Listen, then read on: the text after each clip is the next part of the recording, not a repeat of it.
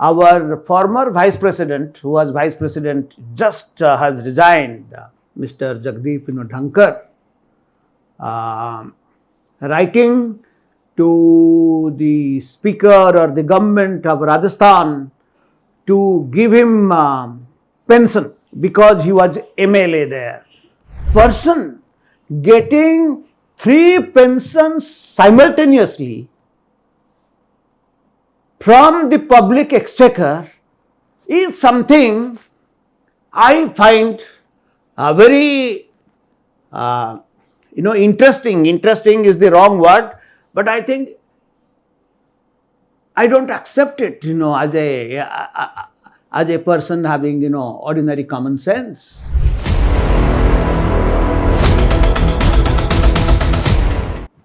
Namaskar. Friends, I just read one interesting piece of news, and that news pertains to something that happened in Indonesia. Indonesia, there is a public protest, and the public protest was so strong, the Indonesian government has taken back that proposal that it had come out with. I am not going into details of that proposal, but interesting thing is this: that proposal was about hiking or increasing the salaries and perks of their political elites or political leaders, legislators. And the people were furious, and they came in the streets, and the government has taken back that idea. After reading that, I just remembered that yesterday almost all the newspapers or the media here in our own country talking of our former vice president, who was vice president, just has resigned, Mr. Jagdeep Dhankar, writing to the speaker or the government of Rajasthan to give him pension because he was MLA there.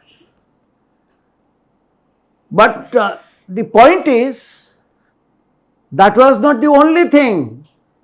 Mr. Dhankar also wants pension as a member of parliament, and he also wants pension as the former vice president.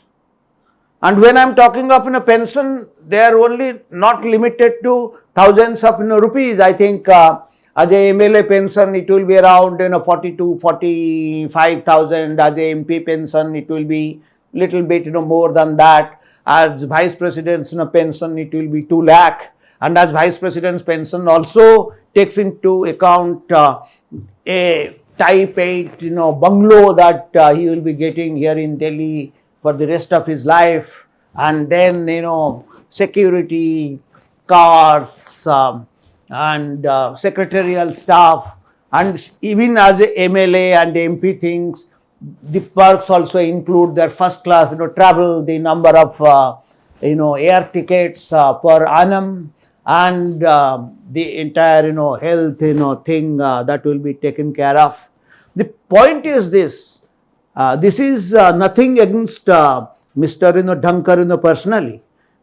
My point is that this is the system. I find it absolutely absurd that how our system allows a person to get 3 pensions simultaneously from the government exchequer.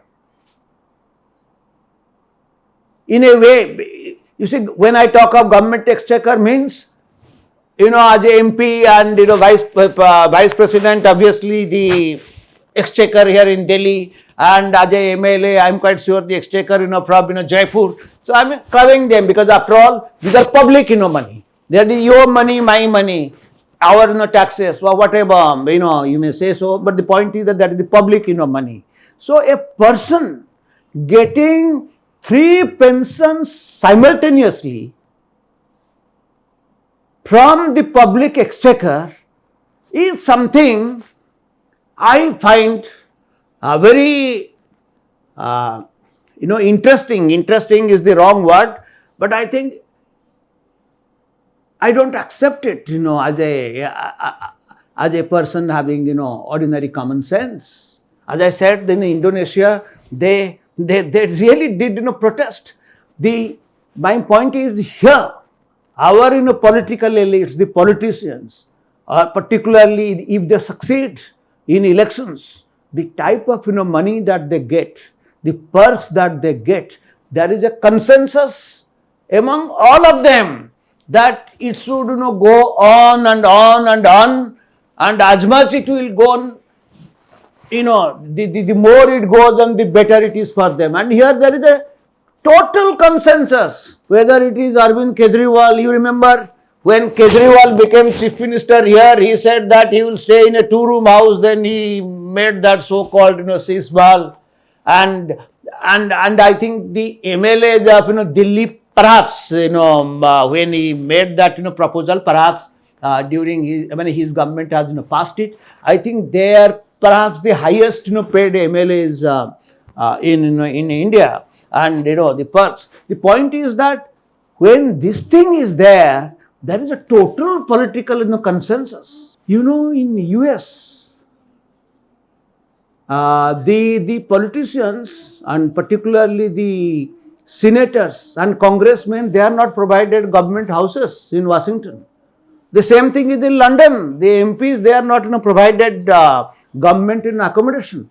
In US, I think there is a hostel sort of, thing, community, this thing. So when the Congress, both houses, that means Senate and House of Representatives are in session, they stay there. Unless, it is up to them.